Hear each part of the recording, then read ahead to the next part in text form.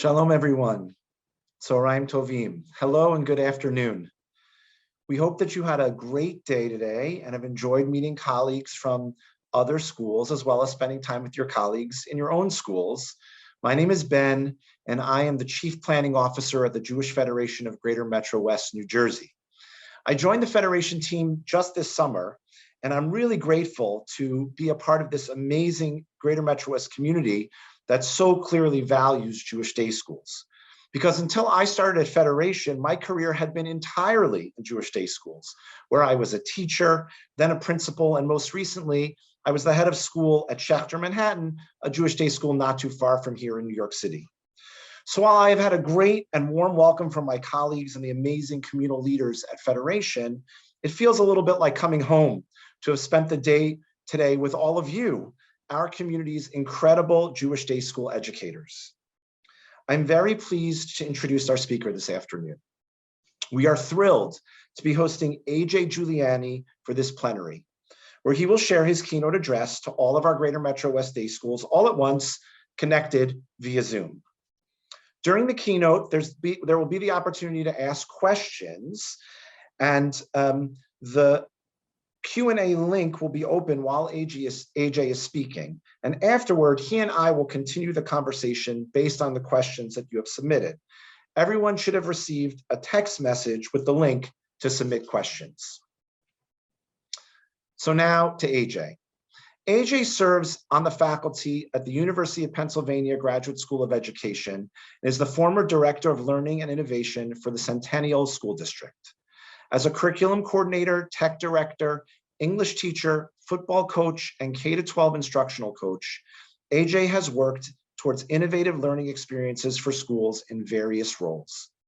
AJ is also an award-winning blogger, speaker, and author of multiple books, including the bestsellers Adaptable, Empower, and Launch. AJ has worked at all levels of K-12 education and is the parent of 5 children. AJ will be sharing his keynote today titled Empower, What Happens When Children Own Their Own Learning. Welcome to Greater Metro West, New Jersey, AJ Giuliani. Thank you so much for having me. I am excited to be here today, and thank you for the warm introduction. This feels like such a great group, and even though we're not all in person together, I know that this is going to be a time where we can learn, where we can share. And for me, this idea of empowering our students, empowering our learners is one of the most important ideas, the most important things we can think about as educators. And so we're going to be talking about it today and sharing what does it look like to engage, to empower? How do we move away from compliance? And how do we do all of that in the midst of everything else that is going on in education? But I wanted to start with something that I do a lot, which is just a quick check-in. So if you're in a room with a bunch of different people, it's easy to do, even with masks on. You just hold up your fingers and let everybody in the room know how you are feeling.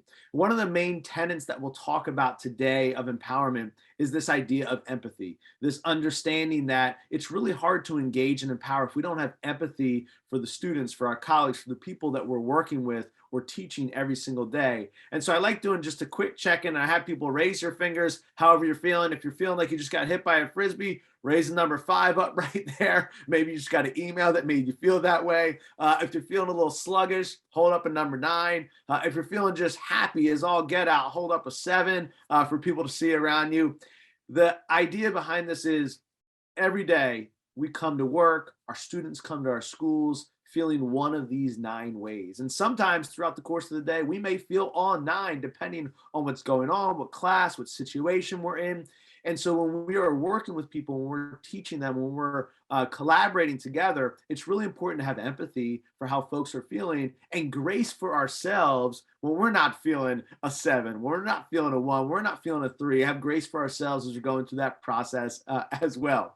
So a little bit about me. This is my fancy fall picture that my wife made me take with some books there. This is normally how I am actually dressed and rolling around in my Eagles gear. I live right outside of Philadelphia in Jenkintown. If you've ever watched the show The Goldbergs, it's set in Jenkintown. It's not a fictional town. It is a real town. I live there with my wife and my kids. And I am a huge Philadelphia sports fan, has spent a lot of time losing with the Eagles, the Phillies, the Flyers, the Sixers as well. And I've worked in K through 12 education in almost every single role that you can be in, whether it be middle school or high school or an elementary K through 5 instructional coach, a tech director, a director of curriculum and instruction, of learning and innovation. And most recently, I've been working at the University of Pennsylvania Graduate School of Education with Dr. Bonnie Botel and the Penn Literacy Network, some fantastic folks down there at UPenn. But before we begin, I just want to share a few confessions because, we've been in these sessions a lot. We've heard people talking, sharing, just talking about, they wrote a book, they did this. And I'm always kind of thinking, well, what were they actually like as a teacher? And so I want to share just a few confessions. I have to say, when I was 24 years old, 3 years into my teaching career, for some reason, I thought I was a fantastic teacher. I'm not sure why I thought I was a fantastic teacher. I had not been in many classrooms. I hadn't seen other teachers teach. I just thought I was a great teacher, right? My kids seemed to enjoy my class and I was using technology. We're doing projects. I thought I was a great teacher. And then one day during lunch, the 20 minutes that we have to eat lunch as a teacher, one of my colleagues says, "Hey, have you heard about this new website out called ratemyteacher.com?" Now, I don't know if you know or remember about ratemyteacher.com, but when that came out, as teachers, we were kind of like, there's no way. I was teaching middle school at the time. There's no way that 12, 13-year-old kids are going to be, going on to ratemyteacher.com and rating us. That's just not going to happen. And we're all like, that's ridiculous. And then we all ran back to our classrooms and pulled up ratemyteacher.com. So I pull up ratemyteacher.com and here's what I see. It was a shot to my pride. My students just rated me as an average teacher. I mean, honestly, like a 3.92 stars. I wouldn't even watch that on Netflix. And so I'm looking at these reviews and I did what I probably should have never done, but I start going through the reviews. And here's what I start to see. Even though that I was fairly helpful and I had clarity all over the place, I had these sad faces for easiness. I started really getting upset about that with these sad faces all over the place. But then I do as we always kind of do as teachers, I start spinning that around. I'm like, okay, that's because I have rigor in my classroom. I'm not an easy teacher. I'm a challenging teacher. This is a good thing. And then I was seeing that they said I was funny and nice, and I'm starting to feel good about myself again, going through these reviews. All until I came across this review. And this was the review that really pointed out to me that they were laughing at me, not with me. I'm telling you, I know exactly which student wrote this review, right? And as a teacher, educator, you probably have those same feelings as well. I know exactly who this was, but it was that kind of epiphany moment that I realized, okay, all right, they're laughing at me most of the time as a teacher. And I was an English language arts teacher. I prided myself on conventions and grammar. Or some of the worst grammatical errors that you've ever seen, right? Or some of the worst grammatical errors. I don't know if anybody teaches the all caps double comma sentence pattern, but it wasn't something I frequently taught to my 7th and 8th grade students. And so I'm just feeling down and feeling bad about myself as I'm going through these reviews. And then all of a sudden I come across the best review. And I'm like, who is this student? Because I'm giving them an A for the rest of the year, right? Best teacher hands down, amazing teaching style, incorporates technology, and best of all, and then they just stop, right? And the best review I've ever received, my students just stopped. What does that mean? Did I reach every kid? Did I read to them? I'm not sure what that means. But I share this because I was never a perfect teacher, right? I was never a perfect teacher. When I became an instructional coach and I became an administrator and I got to get into other teachers' classrooms and saw what people were doing, I was amazed that I was not the best teacher in my hallway, let alone my department. There was fantastic people. And so whenever you're with other teachers, they're the best to learn from, right? Other educators are the best to learn from. But even though I wasn't the perfect teacher, I knew my why.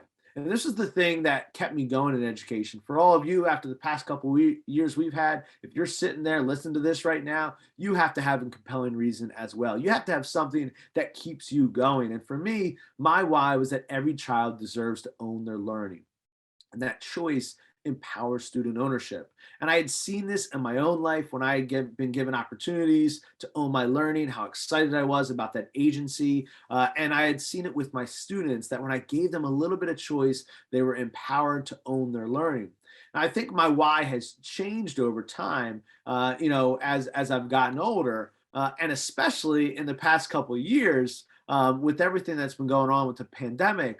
I think a lot of times people are asking us, "Hey, how are you doing in education? How are you doing working with the kids? What does this look like?" And we're all kind of saying, "I'm fine," when we know in reality we aren't fine trying to keep up with everything. And so it's been hard, I think, the past couple of years to really kind of gravitate to that why, while many of us are just kind of struggling to stay afloat. I don't believe that it was online teaching what we've done or remote teaching in the past couple of years. I don't believe that it was distance learning. I fully believe that it was an emergency remote teaching and learning, an emergency hybrid teaching and learning, that we were in a crisis and emergency situation, and we had to treat it as such. And my wife and I really felt like Jay here, that we had all kinds of experience. I had built hybrid programs as a director of learning and innovation. I had taught in remote learning in my master's program. I had done all these different types of things. I had all this experience. It didn't matter. I had access, I had capability. It didn't matter. I was still overwhelmed as an educator, as a parent. And I think many of us still feel that way, that we're overwhelmed, even with all of the access and capability that we may have. Somewhere along the line, though, probably about the summer of 2020, I saw this question posed by George Couros, and it made me think about all the things that during that quarantine period of time that I actually was grateful for. And one of the things that kept coming up over and over again is I got to spend more time with my family than ever before. And as annoying as that could be on some days, on other days, it was amazing that we got to eat dinner every night together. We weren't scrambling around from one sporting event to another sporting event. We could do board games, watch old movies, read books. There were so many different types of things, take walks outside in nature that we weren't able to do. And, for me, really spinning that and thinking about what I was grateful for really helped as we were kind of moving into that next school year, specifically with my kids, because when the pandemic started, I have four kids. A quarantine baby later, I now have five kids. So I have a seventh grader who's 12 years old. I have a 10-year-old who is in fourth grade. I have a 7-year-old who's in second grade. I have a 6-year-old in kindergarten, and I got a 1-year-old at home. She just turned one.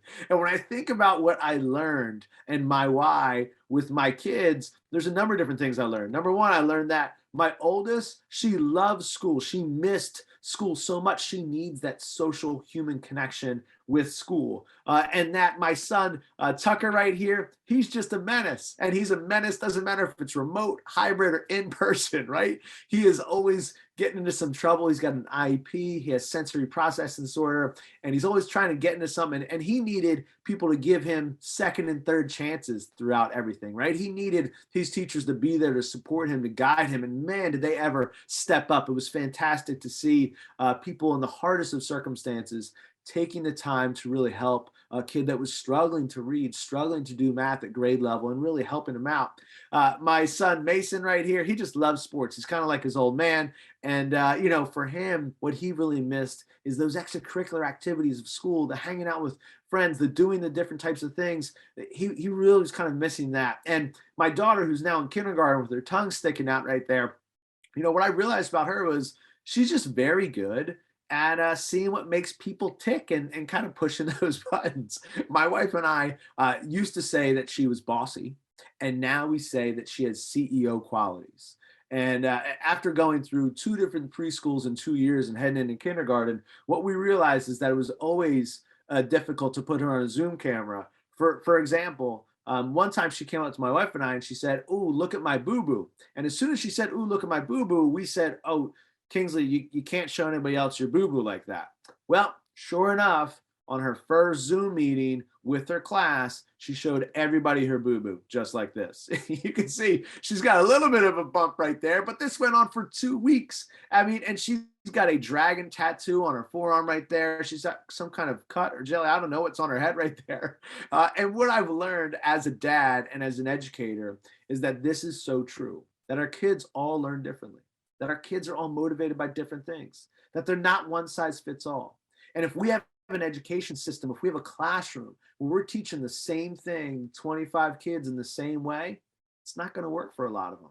If my 4 school age kids all go into school and they all have different needs and supports and challenges, and they're all from the same household, the same parents, think about from all different backgrounds, kids coming into our classrooms and how important that is to understand that they all learn differently. They're all motivated by different things. And what we've seen is that their world is always changing because our world is always changing.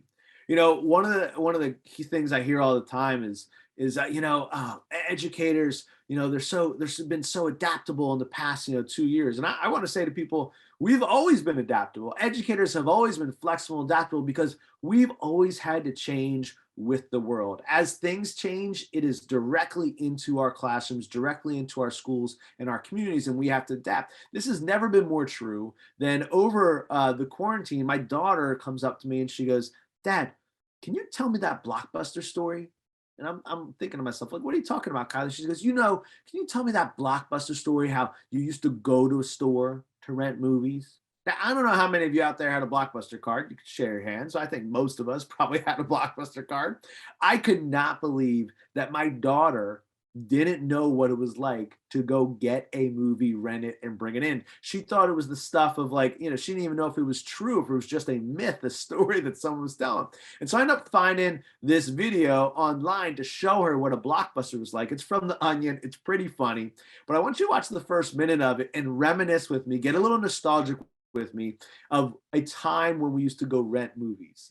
And the reason I want you to think about this is think about how much we have changed in our daily practices as an educator since this was the case. It doesn't feel too long ago. It doesn't feel that long ago that we were going to a Blockbuster on a Friday night and getting a movie and some popcorn and bringing it home.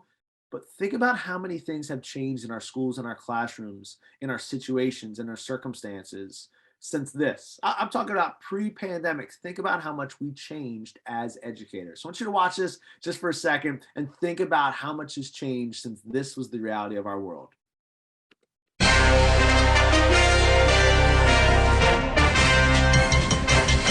A new tourist destination in Auburn Hills, Michigan is showing visitors the difficulties life held for Americans in the past. Blockbuster Video aims to transport visitors to a time before the internet. It's an historically authentic recreation of a video store, a specialty shop where customers exchanged money for the short-term use of videos in an archaic system called renting. The tour is amazing. It's like stepping into a time machine. It's hard to believe that people live this way. A historical research team spent 3 years making sure every last detail was accurate, from the signs used to promote the store's merchandise to the costumes worn by the store's employees, historical performers who make history come alive for tour groups twice an hour. My character is based on an actual Blockbuster employee named Jerome, who worked there from May of 1999 to June 2000. My main responsibilities are to man the cash register and to put the movies from the return slot back onto the shelves. I am a Blockbuster customer named Kathy.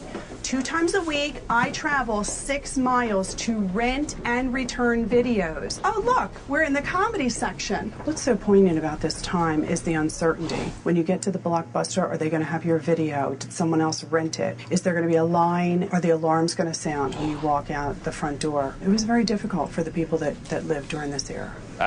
Very difficult for the people that lived during this era, the uncertainty of it. I hope you can appreciate what that kind of looked like. If you think about it, Blockbuster went out of business in a 6-month time period, and all those jobs went out of business, right? And so you think about how education, we have continually morphed and adapted and changed what we're doing to meet the needs of the future of what we're doing right now. Well, lots of other jobs have not, right? They've been disappearing and being replaced by automation, just like those Blockbuster jobs. If you think about all the things that have been changing, there's all kinds of stuff, right? We see the fact that schools really have focused on GPA. Meanwhile, employers are saying that GPA is not that big of a deal. It's something that they don't really care about anymore. This is in society as well. I remember 1998, we're telling people don't get in strangers' cars, don't meet people from the internet. Now all of a sudden, we're just summoning strangers from the internet to get in their car like it's no problem, right? That is the world that we live in. And so when I saw this quote, we're currently preparing students for jobs that don't yet exist, I remember the first time being like, that's ridiculous. There's still going to be doctors and lawyers and teachers and engineers and all those different types of jobs out there. But the more and more I've been in education, the more I'm realizing that this is true, right? If we flip this around to our current situation, we're all currently doing a job, teaching and learning in the middle of a pandemic that did not exist when we were in school. We're all using technologies, Zoom being one right here that were not around when we were in school. And we're all trying to solve a problem that we did not know would impact all of us.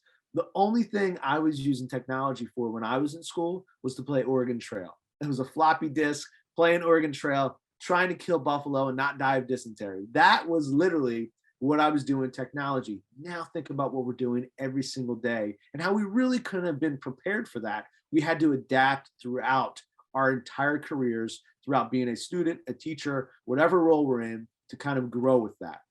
And these changes have impacted students.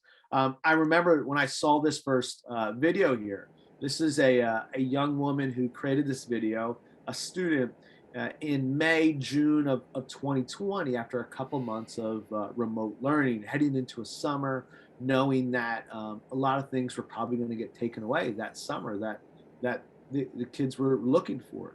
And Olivia in this video that she makes, you can see she's nostalgic. And if we think about our kids in our schools, they missed a lot over the past couple of years. And many of them have been impacted by COVID in lots of different ways. And as she was making this video, what she said she was trying to point out was there's so many things that she took for granted. The social events, the birthday parties, the dances, the hanging out at camp, the playing sports, the extracurricular activities, all these different types of moments where they're just being kids, hanging out with each other, listening to each other, talking with each other, having fun, getting to know new people. And in the months where we're doing remote teaching, and even in the hybrid months, and even in the months now, what we're hearing, a resounding message from our students is that this has impacted them. Olivia wrote in the YouTube video when she posted this that the adults have been doing everything to try and make this better than it is. But it doesn't matter what they do, it still impacted us. She said, I've come from the best circumstances. I have a house over my head. I have my own room. I have technology. I have clothes. I don't have to worry about my next food. I don't have to worry about working for my family. I don't have to worry about a lot of things that my classmates do. And even in the best of circumstances, it has impacted me socially and emotionally. So I just want you to watch this for a second and put yourself in the shoes of our students as they've gone through this daily grind of what it's like to be a student. Just take a moment and watch and put yourself in their shoes.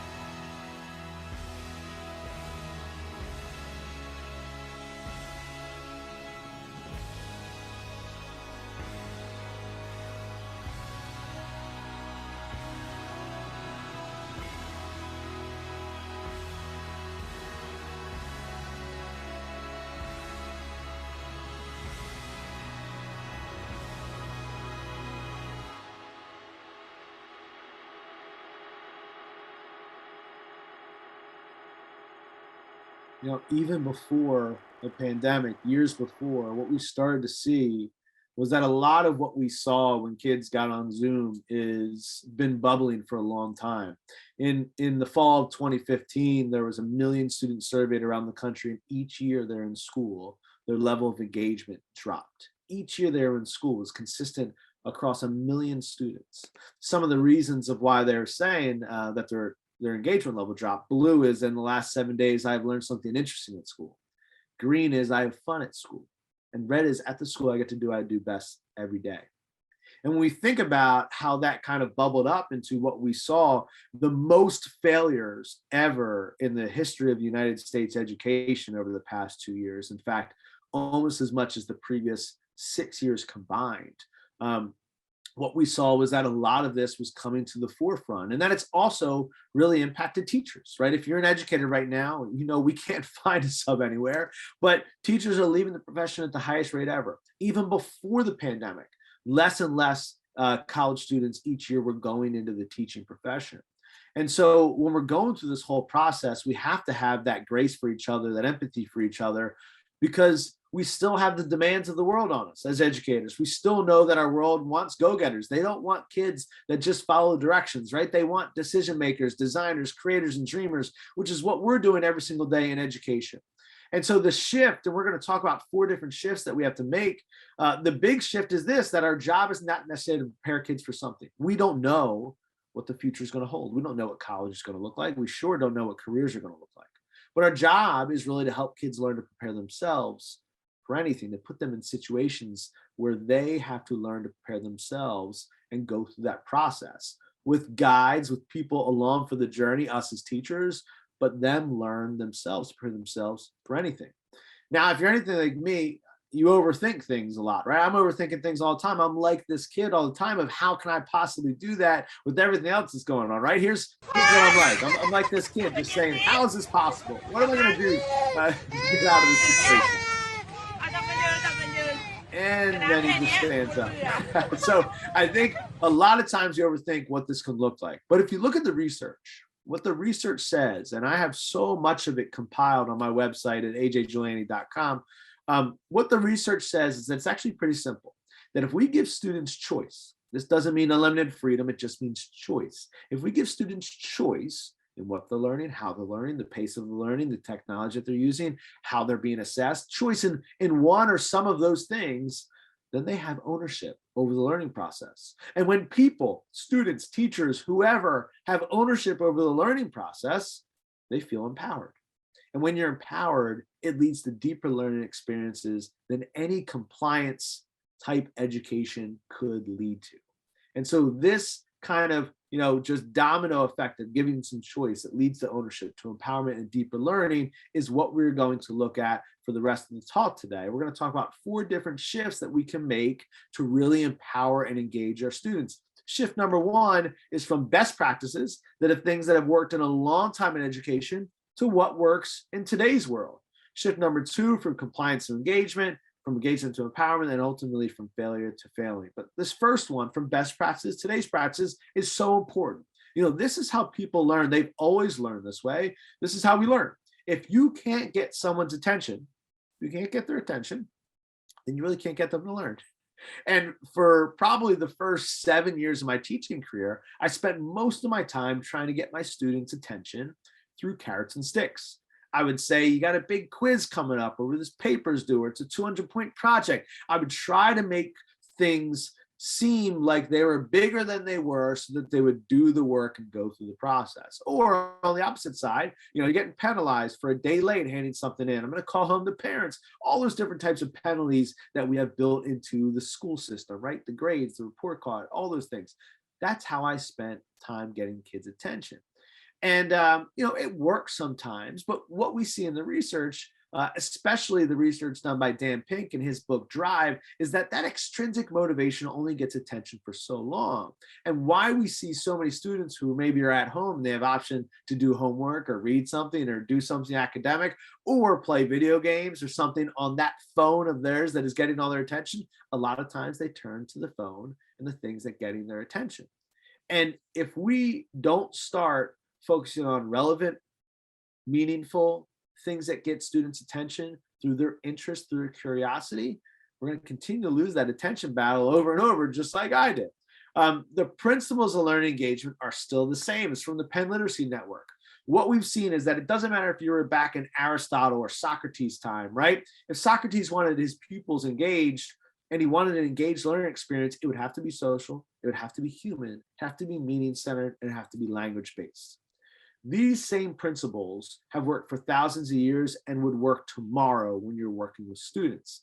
The question is, what does it look like to be social and human in 2021 and beyond? What does meaning-centered looks like, right? You think about it, all of us have these devices right in our pockets, every single one of us, connecting us with people all around the world on this device, right? I'm social with every single person. I can be social with everybody in this room without ever meeting you face to face because we have this device. We're able to have this right now. Social and human looks very different. Think about what the phones were made for, actually making phone calls. Now we're like, who's calling me on the phone if I get a call, right? The language has changed. It's more texting and emojis and GIFs and pictures and those different types of things. And meaning, finding meaning in what we're learning has never been easier. You know, my son was really into dinosaurs when he was in second grade. And I remember him asking his teacher, hey, are we going to learn about dinosaurs this year? And she said, yes, we are in February. And this was October. So he went home and he pulled up YouTube and he pulled up a paleontologist, one of the best in the world, that made a YouTube series exactly for second and third graders to learn about dinosaurs. If they don't find meaning and relevance in the work that we're doing in schools, they will find it elsewhere. Kids, human beings, are learners, and they will gravitate toward these four things. I'll take you back to that Blockbuster example for a second, right? I want you to think about it this way. We all had a Blockbuster card because their model worked really well. People wanted cheap entertainment, convenient entertainment, and quick entertainment. People have wanted cheap, convenient, quick entertainment since the time of the Colosseum, since Shakespeare, since forever ago, right? We've always wanted those three things. When Netflix came along, they didn't change everything. They didn't change Blockbuster's model. They just said, what does it look like in 2015? Well, in 2015, cheap looked like $8 a month instead of $3 every time you get a movie. Convenient looked like all of the movies and TV shows on my device at any given time versus going down to the store, waiting in line, dealing with late fees, all that kind of stuff at Blockbuster. And quick was as fast as your Wi-Fi or internet connectivity at the time. Not taking it out, putting it in, rewinding, all those different types of things. Netflix didn't change Blockbuster model. They said, how can we have cheap, convenient, quick entertainment in the world that we're currently living in? So look at this. How can we have social, human, meaning-centered, language-based learning in the world that we're living in and meet kids where they are at? I love this from Daniel Hodge because he said what I think a lot of us have thought about, that in that remote hybrid learning, there's a lot of things that we learned, a lot of things that maybe we said, you know what? We should keep these practices for when we're back in person. We should keep these flexible, adaptable practices. And there's three specifically that I want to share with you that I've seen to work really well, whether you're in remote, hybrid, or in person. And these three are three that we really started doing, a lot of us, when we're in those remote situations. The first one is a station rotation, all right? This practice looks like 3 different groups when kids come into class. You could do this virtually with the Zoom breakout rooms or Google breakout rooms, or you hybrid where you have some kids at home and some kids in class, or all the kids in class. There's a teacher-led station is what you're going to be leading, an online station, and an offline station. And here's what it looks like. Kids come into class and they get into 3 different groups that you probably put them in: group 1, group 2, and group 3. Each group starts at a different station, and every 15 or 20 minutes, however long you have in your class, they rotate through the different stations. As a teacher, you now get to lead 3 small group sessions. The kids get to do online personalized practice, and they also get to have offline activities, talking, communicating, learning with each other, or reading and writing, whatever that process looks like in your classroom. This is a great way to have instruction, be attention grabbing, have you small groups with kids, and something that worked during the middle of kind of remote and hybrid learning. It works even more so today. Another one is the project-based approach, right? I think when a lot of the pressures of what's going to happen next left, people were kind of saying, let's get kids engaged, let's do more project-based approach. These are projects that I've seen work in all different grade levels. And when you do the project-based approach, kids are now the discoverer of information, not the person that's going to get the receiver of information, right? These are all different types of ones that we've done in all different grade levels, right? Grade 3 through 5, they love this dream vacation project, right? Where they are planning a dream vacation and using a budget of $15,000. It's cross-curricular. Every single subject is connected into it. There's all different types of ways to get kids excited about math and what they're doing as they're going through this project-based approach. These don't have to be 6 to 8 week projects. They could be 2 to 3 days long as they're going through this process, right? I know a lot of our 4th and 5th graders love this one, right?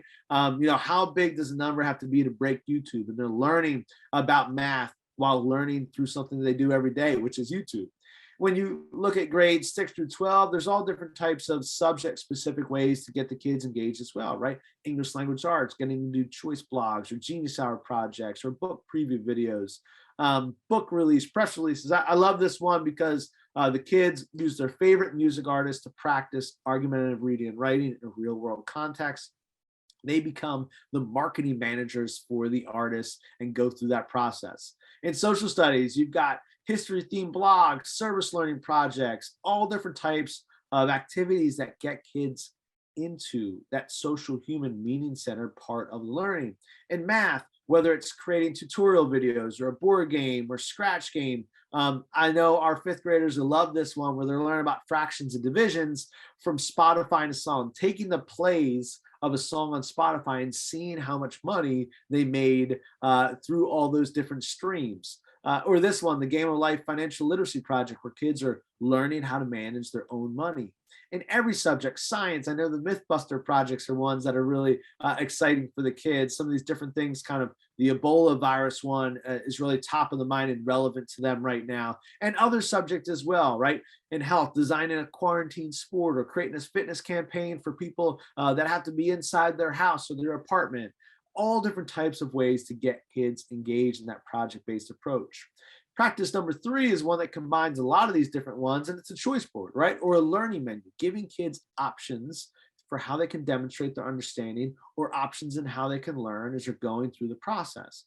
This one is a tic-tac-toe board where the kids pick 3 in a row, like tic-tac-toe, and each column focuses on one skill or standard per column, right? Different modalities and media, they sprinkle in tech if they need to. You could do a learning menu as well, right? Where there's different appetizers or main dishes, and they pick one of each, just like you would, in a restaurant, right? All different types. You can do a bingo board or different types of charts. You can have a choose your own assessment as well. This was an offline one that Catlin Tucker did with her students where they had all different types of things to do outside of school and outside of their house as well. You can have a big learning menu like Tom Spall did here with his digital cafe as the kids dip into each of these entrees and appetizers as well. You can do something top of mind like Fortnite. I know my son would love this, to drop into content and learn about that. And the key about all 3 of these practices is that it works, whether you're brick and mortar, face-to-face with mass, whether you're online remote, or whether you're blended or hybrid. It doesn't matter what that's like. You can take those best practices and turn them into something you can do right now. Shift number 2 is going from compliance to engagement. All right. So this would be, hey, how can we move from compliance, which is just telling kids what to do, to empowerment, right? How do we move through that student agency? And so I always use Phil Schlechty's definition of engagement because he ran the Center for Engagement for such a long time. And he says that engagement is 2 things, high attention and high commitment. But that 85% of our classrooms are living in a strategic compliance or ritual compliance spot, where kids are paying attention, where they may be good kids, but they're just doing so because of the game of school, because they're playing that game of school. Strategic compliance students are trying their best to get those A's and go through that process because that's what their parents want, and that's what they think they're supposed to do in school. Ritual compliance students are going through the motions and just trying not to bother anyone and not have anyone bother them. They're just trying to do as much possible to get through and get to the next thing that they want to do. When we see that this compliance is in schools, what we realize that is engaging students is a lot different. Engaging students means getting kids are excited about the content, the interest, the curriculum that we have to teach. Getting them excited for the journey, right? Getting them pumped up to kind of go along for the ride of learning something new, not just because of the grade, but because they're excited about the content. They're excited about the learning opportunities and experiences that they can have. So what does that look like? What does that high attention and high commitment look like? And I think there's a lot of different ways we can look at this. It looks like putting their writing online and sharing it with the community instead of just writing 5-paragraph essays for their teacher. It looks like taking their artwork and putting it out to the world instead of just putting it on a fridge. It looks like them doing real service learning projects in the community rather than just come up with those ideas and theory at school. It looks like teachers saying, hey, we used to do a test on the history of world civilization, but now I want my kids to create a video of what it looks like from the start of civilization to now. And I want you to share that video. And this is what I'm going to share right now.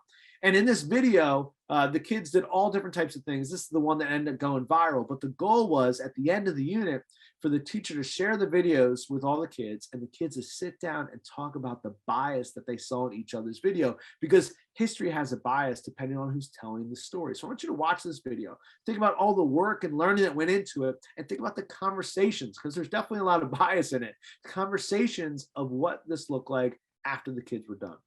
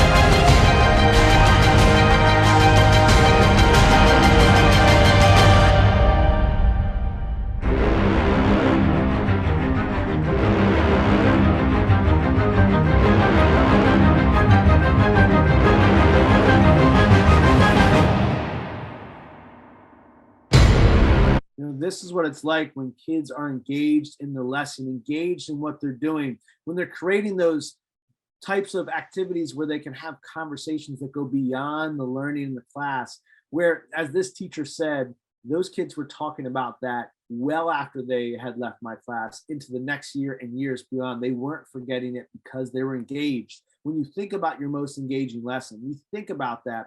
Think about what made it so engaging, right? Why kids were so excited about that learning and how we can do more of that. The third shift is how we can move from engagement to empowerment. Engagement is a big piece of what we do in schools, but empowering students is really the mission, right? If you look at empowering students, it means giving kids the knowledge and the skills to pursue their passions, their interests, their future. That means that they can go on their own ride and that we are supporting them along on this journey as a facilitator, as somebody who is a guide on their own ride. Instead of giving kids projects with 17 steps and the same exact outcome, I used to do that all the time until I heard Chris Lehman say that's recipe-based learning, not project-based learning. What if kids had a chance to demonstrate empathy? Here's a young girl who is given a project to create a gift for a loved one. And she went through this project and created this gift for her sister as a first grader. It can happen with our youngest students. Watch what happens here.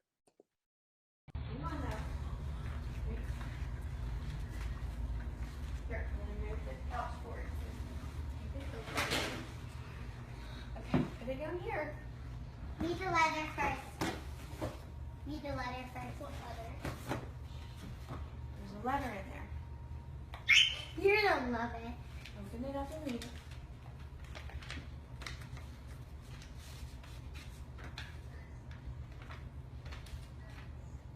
What's it say? Emma's dog. Dear Emma's. What? You gotta be kidding me. No!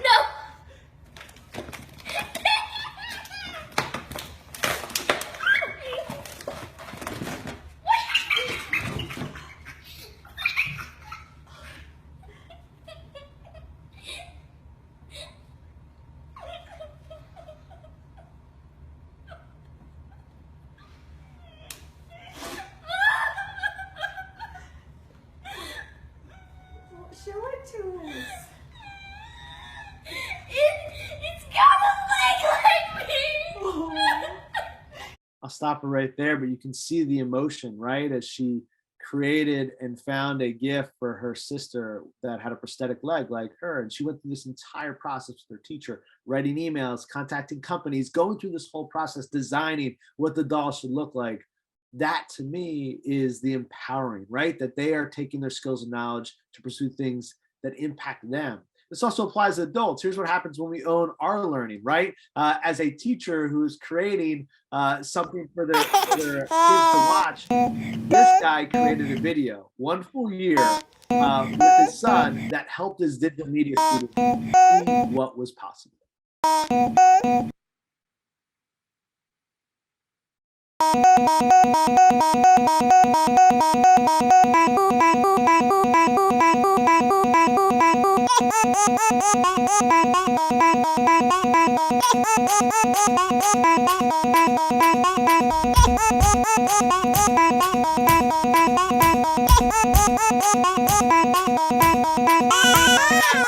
I'll stop it there, but you can see when teachers share those passions with their kids, the kids get excited, right? And this idea that George Couros says that you don't have to wait until you're out of school to go change the world. You can go lead today. That empowering doesn't just mean when they're done and out of schools, that it can be today. That as teachers, we can be this guide on the ride, this guide on the learning journey.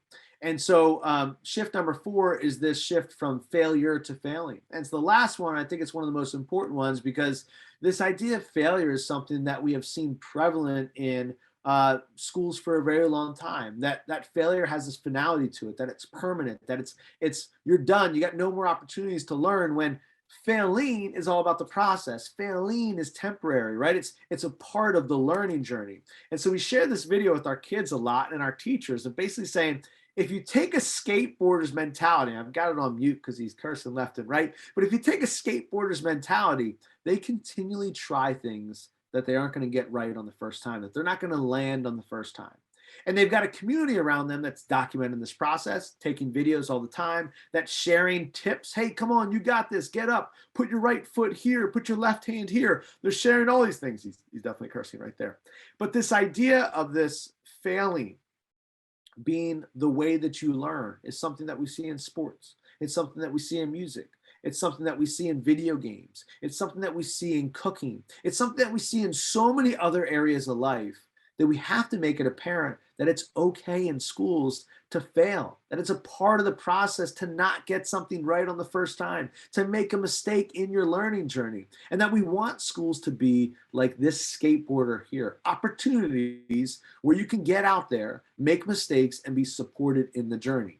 After 17 times, he says, I finally figured it out, right? 17 times, he finally figures it out. And on the 18th time, here he is, jumping up and landing the thing. At that moment where we all feel so good that he had success comes because of the process. And so we tell our students, we tell our teachers that if you want to have a moment like this, where you're riding off in the sunset in some weird alleyway, if you want to have a moment like that, you're going to have to go through this process of being this guide on the ride, being teachers that continually give people a plan and call them to action over and over again. That is our job in this journey to empower our students, and that they're going to fail along the way, and that's okay.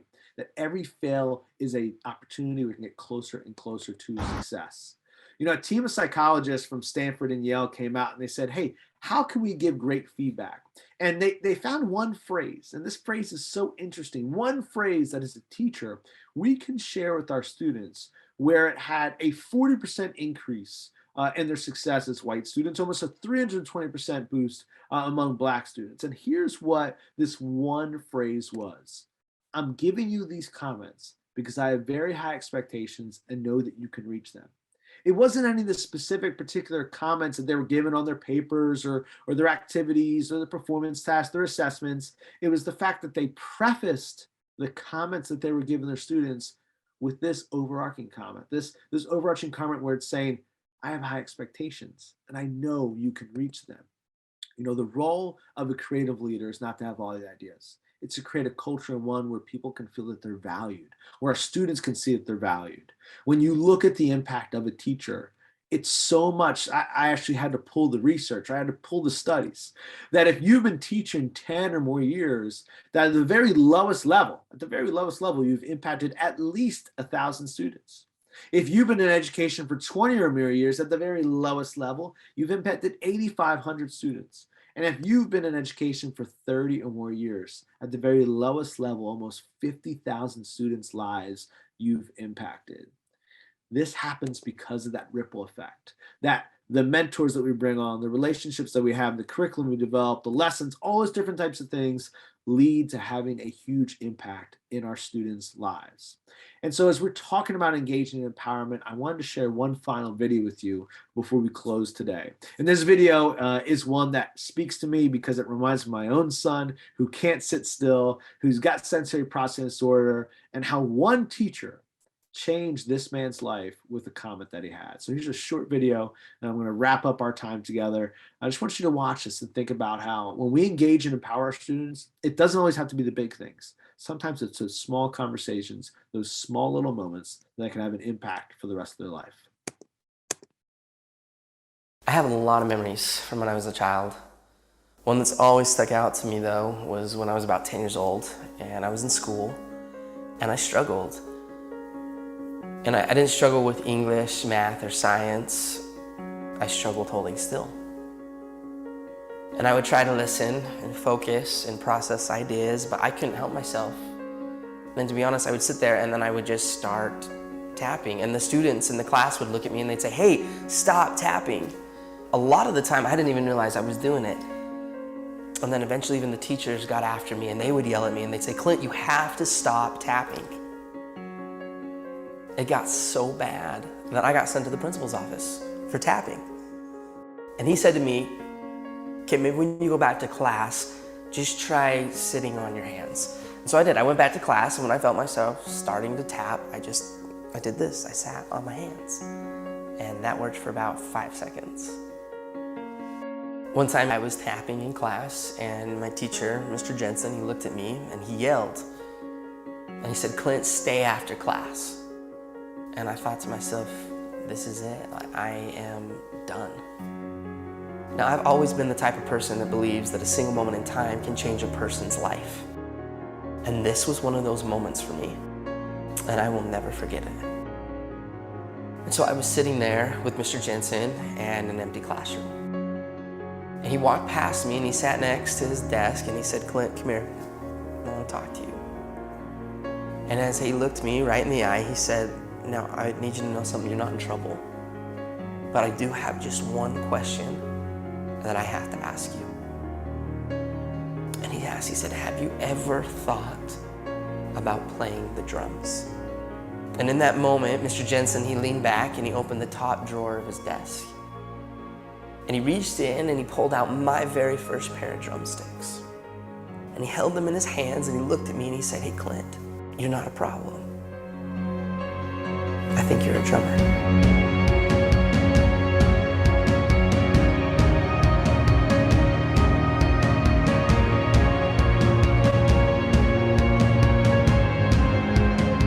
And from that moment on, I've never put those sticks down. I've toured, recorded, and played drums all over the world. My whole college education was paid for with drumsticks in my hand. Just because of a single moment in time, when somebody believed in me, and he saw something in me that I didn't even see within myself.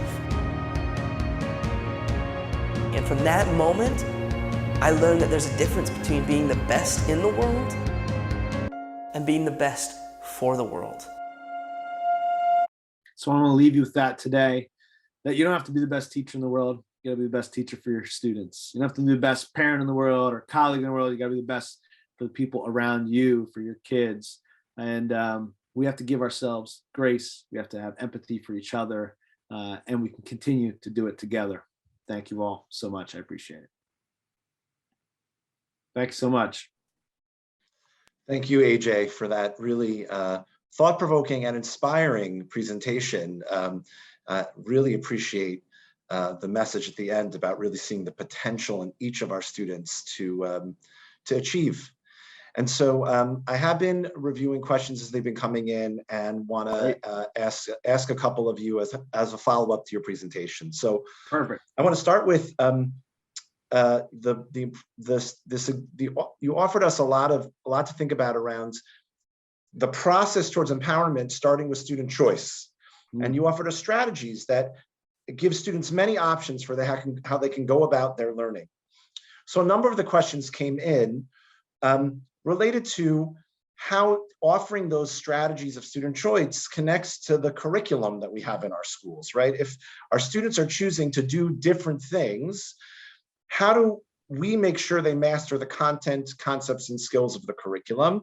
And I'll add that one of, amongst the types of questions that came in were about, the pressures of standardized tests or advanced level courses at the high school level, and how teachers can make sure that they, teach the students the things that they feel they are expected to teach them. Sure, I think this is something that we get all the time as educators.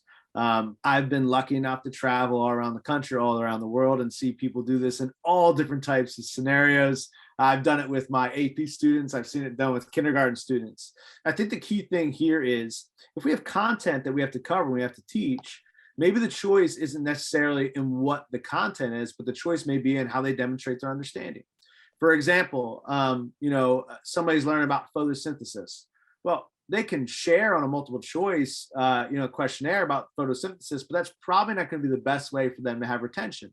In fact, Linda Darling-Hammond and the researchers at Stanford said that when we give tests as our method of seeing what students know and understand, they'll actually lose 90% of that retention in 3 weeks to 3 months time. And so a lot of times the choice is in how they're demonstrating their understanding. So in that world civilization video, for example, they could have taken a test on the history of world civilization, but the opportunity for them to create a product led to much deeper retention as you're going through. They still covered all their content, right? And they still went through that process. And I would say on the flip side, there's also times where, we feel very overwhelmed. For example, this lesson that a teacher was doing, she was talking about the United Nations, and there's so much in the history of the United Nations that they were teaching.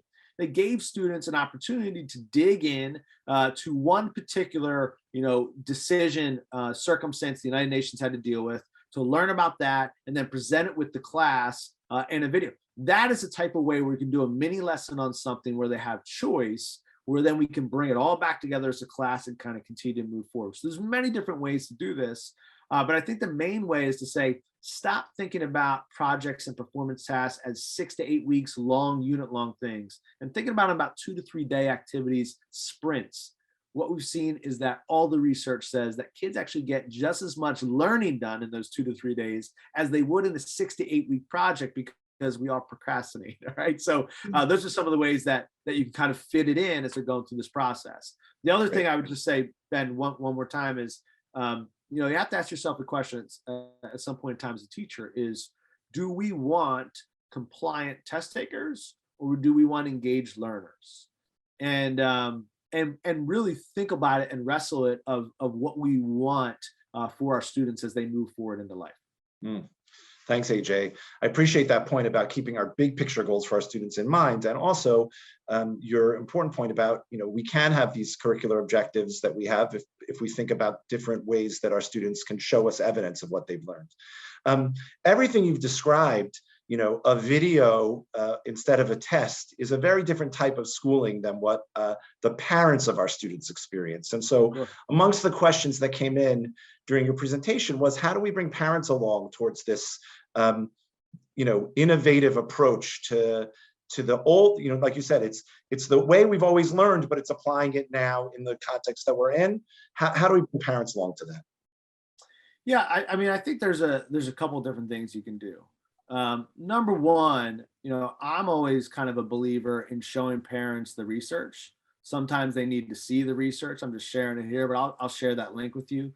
I compiled all the research that really supports this type of learning, whether it be from Gallup polls or different types of things. But I also want to share something with you. This is from a nationwide poll from parents 2 years ago, right before the pandemic. And this is, parents want their child to have learning experiences like what happens in project-based learning, all right? They want their kids to work on projects that have real-world applications, right? In fact, learn how to perform well in standardized tests was one of the least things that they cared about. The students want that kind of learning, and the research supports that type of learning. So I would say, first of all, let people know that this is just supported by the research. In fact, if you try to share supporting research for a traditional approach, you actually can't find much of it that is really going to support the learning there. But the other big piece is parents. I'm a parent. We're worried. We're worried about our kids. We want our kids going to good colleges and jumping through those hoops and not falling behind. And so I think a lot of times it's bringing them in and saying that we're in this for you. We both want the same outcome, right? We want the same outcome. There may be different ways, better ways to get to that outcome now that we've seen this progress. And so a lot of times it's bringing parents in and just talking about that, right? Just being very open of, hey, what are the outcomes? Here's what we're seeing as educators as some of the better ways to get to those outcomes that we all want for the kids, right? And that's, as a parent, I see that all the time, right? It's not necessarily about a disagreement in outcomes. It's more about a disagreement of what we think is the best way to get there. Yeah. Yeah, AJ, and I think that relates also to, that worry that we all share, and where you sort of started your presentation around how the last almost 2 years has really raised to the forefront so much of the changes that were already, happening in the world around us. I want to ask one more question before we wrap up, and that's about the failing process that you brought to us. You pointed out that failure is an endpoint, whereas failing is a part of the learning and growth process. So how can we create that culture of risk-taking so that students in our classrooms are ready to, try that skateboarding move 18 times? Yes. Especially I think in schools, many schools, I'm not speaking about our 4 schools in particular, but in schooling in general, where, like you said, that endpoint of failure starts not only with the test grades, but with, not even wanting to raise a hand and answer a question for fear that you got the question wrong. How do you think about shifting that culture? Yeah, well, I didn't really shift it in my own classroom until I started doing things like the Genius Hour project. They're a little bit more open-ended. And, my students started talking about it a little bit more. We actually created in my classroom something called an epic fail board, where we would share what went wrong in our projects and what we were doing. And it was really powerful when I started doing it and putting up the fails that I was having as a teacher and talking about them as well. So much so that it took off in our school. We ended up, where they have that student of the month right by the office, right? We kind of, something like that. We ended up having a big school-wide failing board, and it completely changed the mindset of what people were willing to share. Our epic fails, the things that we tried that couldn't do along the way. And I've carry that every year. I write my own failing report, sharing how different ways that I've failed, throughout the year, trying different types of things. That culture is hard to build. I think it takes, individuals trying something different and also being open to admit things that aren't going well. This is a perfect time, though, to do that, because we've all been put in situations and circumstances that we're just inevitably not going to do right on the first time because we're trying new things out. And to share that process as a teacher, as a school leader, admittedly so, is really important. But the kids seem to get it quicker than the adults in most of the cases. And once they started sharing, to me, it was one of the most impactful things that ever happened in my classroom, because they were willing to take some risks and willing to make some mistakes along the learning journey. Yeah. So that modeling that you were able to share, and your own vulnerability as a learner and as someone who was aspiring to grow, helped have that impact on your students, and also highlights that powerful impact we can have as educators that you shared in that last video. The thing we can say, the interactions we have with our students that encourage them, that say we expect high expectations because we know you can achieve, and also we expect that achievement along the way is going to mean you're going to fall down sometimes, and we're going to be here to lift you up. That's it. Thank you, AJ. I want to pause. I'm not with a crowd of people, but I want everyone who's in crowds to take a moment to offer their thanks and applause, as it were, to AJ for his presentation. AJ will be doing 2 follow-up sessions with our teachers this school year, and if teachers are interested in working with him further in small groups, please let us know and let your deans of faculty know, or your PD coordinator, so that you can get involved.